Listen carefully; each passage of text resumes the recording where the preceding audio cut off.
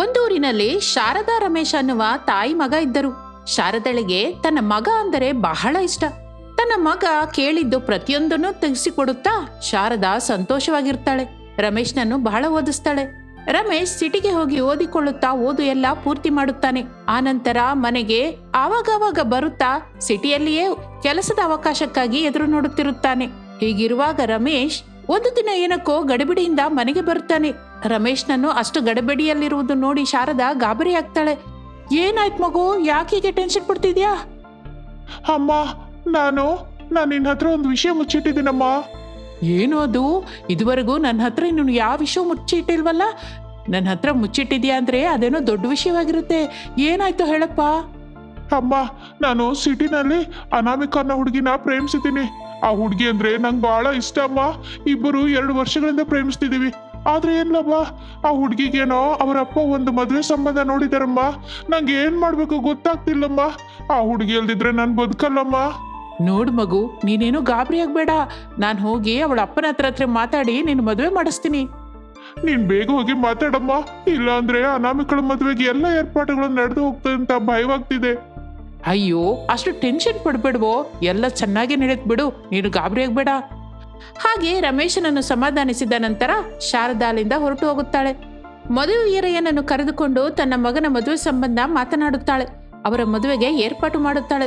ವಾರವಾಗುವುದರೊಳಗೆ ವೈಭವವಾಗಿ ಅನಾಮಿಕಳಿಗೂ ರಮೇಶನಿಗೂ ಮದುವೆ ನಡೆಯುತ್ತದೆ.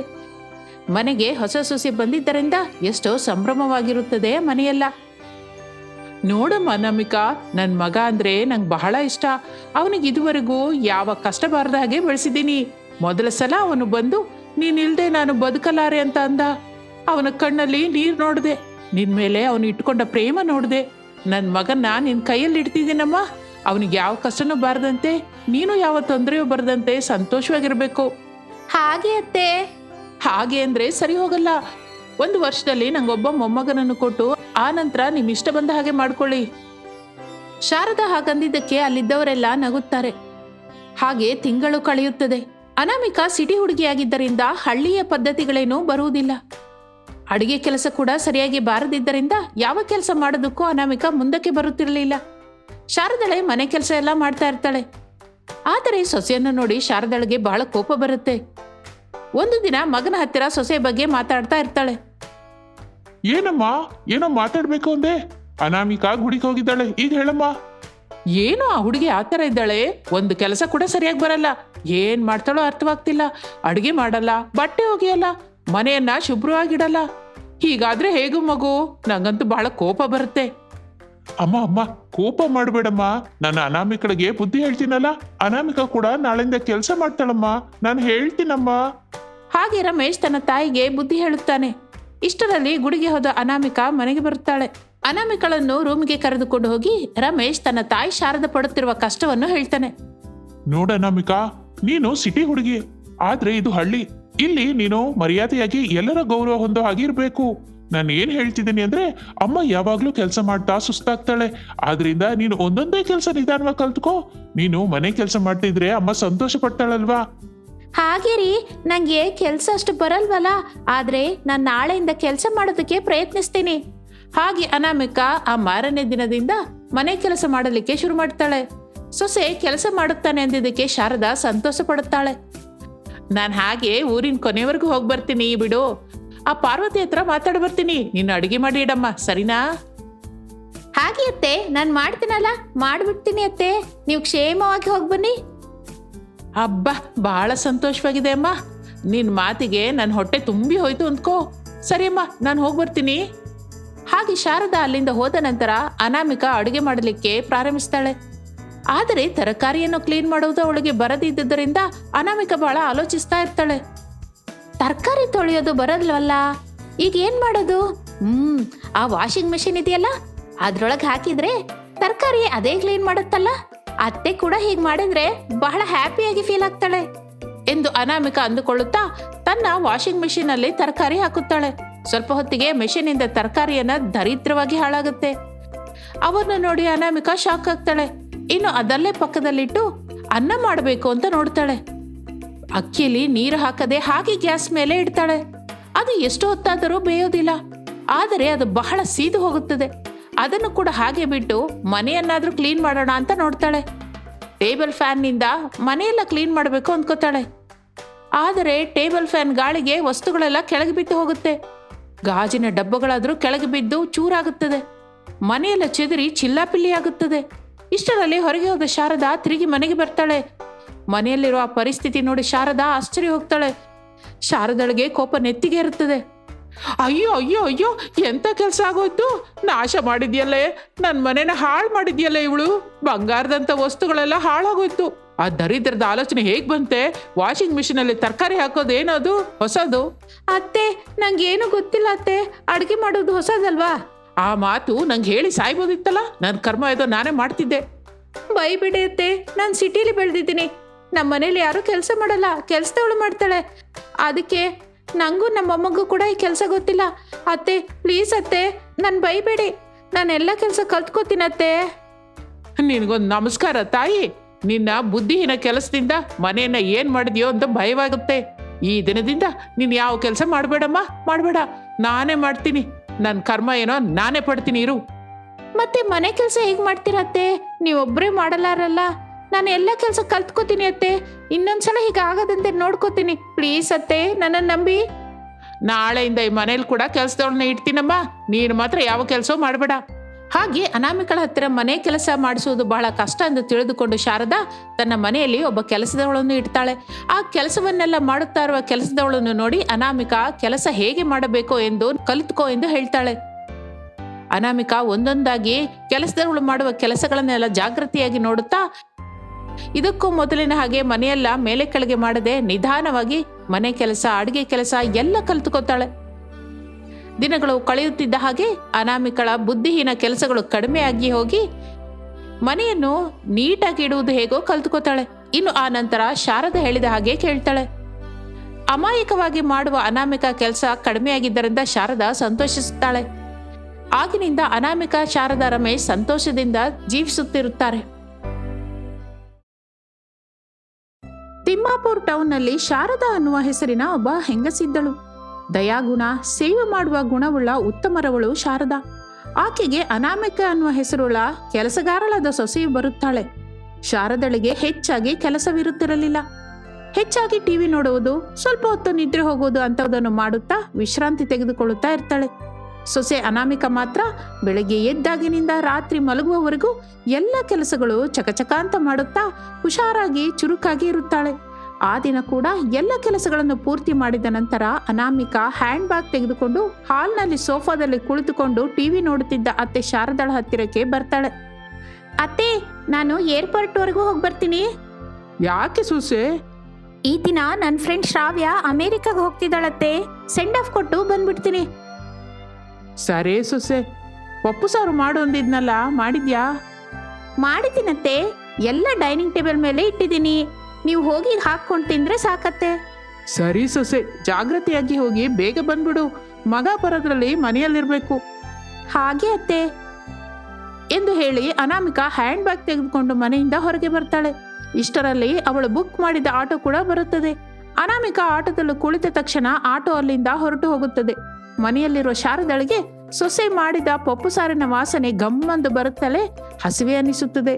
ಹೋಗಿ ತಿನ್ನಬೇಕು ಅಂತ ಹೇಳುತ್ತಾಳೆ. ಇಷ್ಟರಲ್ಲಿ ಕಾಲಿಂಗ್ ಬೆಲ್ ಮೊಳಗುತ್ತದೆ. ಶಾರದ ಬಂದು ಬಾಗಿಲು ತೆಗೆದು ನೋಡುತ್ತಾಳೆ. ಎದುರಿಗೆ ತನ್ನ ವಾರಗಿತ್ತಿ ರಾಧಮ್ಮ ಕಾಣಿಸುತ್ತಾಳೆ. ಬಾ ತಂಗಿ, ಕೆಲಸ ಆಯ್ತಾ? ಆರಾಮಾಗಿ ಈ ಕಡೆ ಬಂದೆ? ಆಯ್ತಕ್ಕ, ಮನೆ ಹತ್ರ ಏನ್ ಮಾಡಬೇಕು ತೋಚದೆ, ಸ್ವಲ್ಪ ಹೊತ್ತು ನಿನ್ನ ಹತ್ರ ಮಾತಾಡೋಗೋಣ ಅಂತ ಬಂದೆ ಅಕ್ಕ ಎಂದು ವಾರಗಿತ್ತಿಯರಿಬ್ಬರು ಮಾತನಾಡಿಕೊಳ್ಳುತ್ತಾ ಇದ್ದರು. ಹಾಗೆ ಹಾಲ್ನಲ್ಲಿ ಸೋಫಾ ಹತ್ತಿರ ಸೇರಿಕೊಳ್ಳುತ್ತಾರೆ. ಸೋಫಾದಲ್ಲಿ ಕುಳಿತುಕೊಂಡು ಮಾತನಾಡುತ್ತಿದ್ದರು. ಏರ್ಪೋರ್ಟ್ ಹೊರಗಡೆ ಒಂದು ಮರದ ಕೆಳಗೆ ಅನಾಮಿಕಾ, ಅವಳ ಸ್ನೇಹಿತೆ ಶ್ರಾವ್ಯ ಮಾತನಾಡಿಕೊಳ್ಳುತ್ತಿದ್ದರು.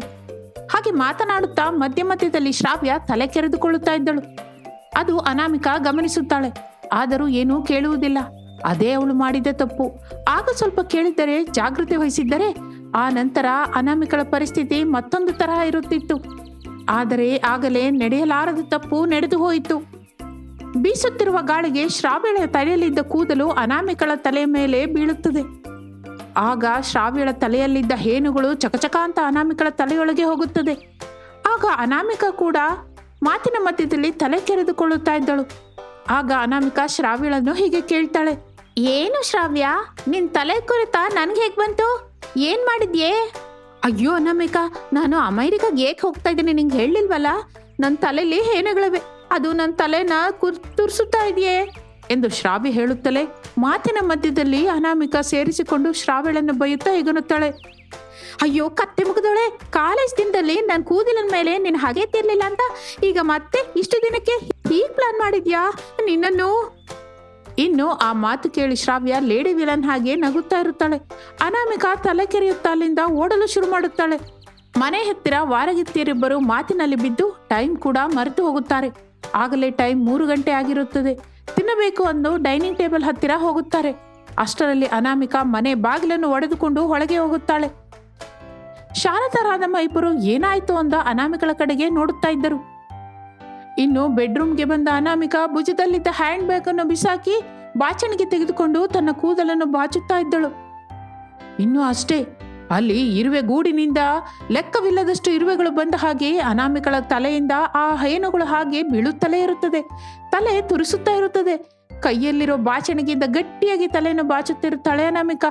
ಹೇನುಗಳೆಲ್ಲ ಕೆಳಗೆ ಬೀಳುತ್ತಿರುತ್ತದೆ. ಅವುಗಳ ಮೇಲೆ ಅನಾಮಿಕಾ ಬಾಡಿ ಸ್ಪ್ರೇಯನ್ನು ಸ್ಪ್ರೇ ಮಾಡುತ್ತಿರುತ್ತಾಳೆ. ವಾರಗಿದ್ದರಿಬ್ಬರು ಡೈನಿಂಗ್ ಟೇಬಲ್ ಹತ್ತಿರ ತಿನ್ನಲಿಕ್ಕೆ ಕುಳಿತುಕೊಳ್ಳುತ್ತಾರೆ.